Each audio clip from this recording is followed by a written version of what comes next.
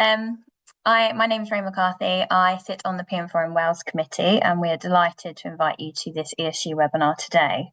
Now, I will shortly hand over to Madelyn Postman, who works as an ESG Director and is my fellow colleague at Menzies.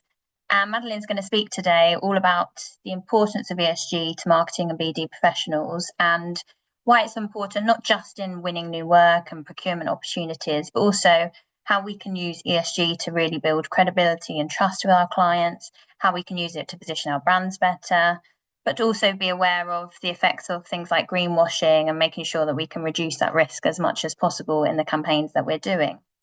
So in terms of building trust, so why does ESG matter now?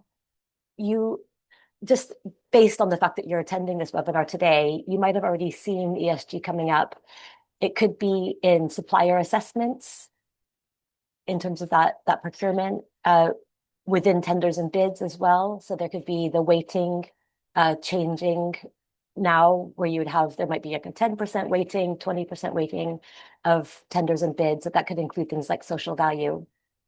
And it's trust generally. So this will come back to greenwashing that we'll be talking about a bit later on, is that if you make a claim, can you back that up? And if you can't back it up, or if you're saying something too vague, it can undermine that client trust if you're claiming something that just isn't true or that you can't substantiate.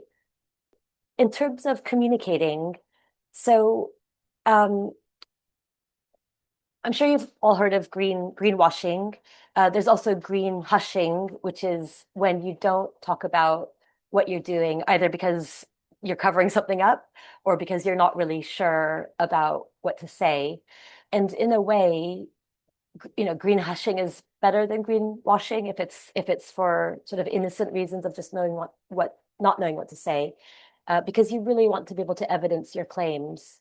And so it's better to be able to evidence something than to be able to claim something. So if you make any claims, you want them to be specific, current, relevant, and verifiable. Do you think it's up to marketing and BD teams to lead ESG in their firms?